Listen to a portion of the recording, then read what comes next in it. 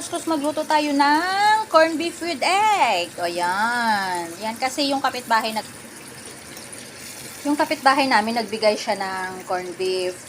Yung pamasko niya, binigyan niya din ako yung sapak na dinuguan. Lagi yan siya nagbigay every December. Tapos yung Goldilocks na pulburon, yun, grabe talaga. Yung grasya, hindi mo talaga mahindian ang grasya pag darating sa'yo. Pag talagang may grasya na darating sa'yo, nabigay ni Lord, hindi mo talaga yan mapilihan. Kaya ayan, dahil wala akong onion, wala akong pang mix na onion. Masarap kasi ito pag may onion eh. Kaya itlog na lang. Itlog na lang yung ilagay ko. Ayan. Gisahin muna natin siya ng konti. Actually, kahapon bibili sana ako ng sardinas. Hindi ako nakabili. Sabi ko, kasi pansit canton na lang yung binili ko sa labas. Ayan.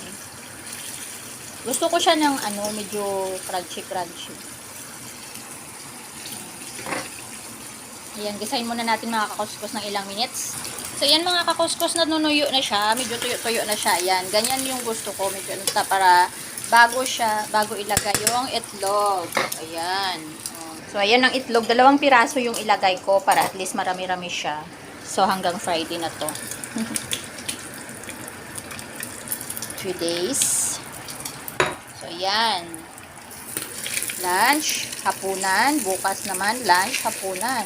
Ewan ko lang kung matirahan pa. Kung matirahan pa, ito yung pinaka-paborito ko talaga mga kakuskus. Mas masarap to talaga pag may onion siya. Kasi, malasahan mo yung manamis-namis na onion. Yun. Pag walang onion kasi medyo kulang yung niya.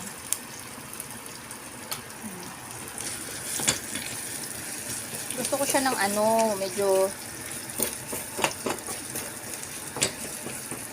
tuyo talaga. Gusto ko siya yan, nanunuyo siya. Mala. Oh, pariho sa nag-watch ba, dira nga mga OFW, mala na.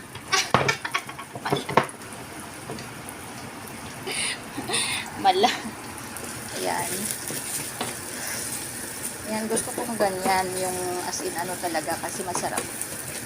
Kunting asin lang yung nilagay ko mga kakuskus, kasi naman may flavor na siya, yung hindi mo na siya kailangan lagyan ng mga soy sauce.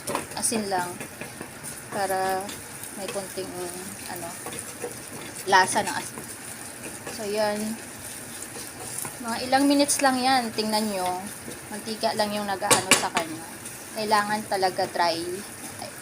Mas prefer ko yung dry pag magprito ako ng corned beef na may egg. Gusto ko yung dry kaysa sa So, ayan. Ilang minutes na lang, anuhin ko na siya. Ayan mga kuskus. So, thank you for watching. Na may naglalaway kayo.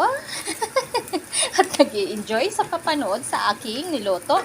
Simple but yummy. Ayan. See you on my next vlog. Thank you.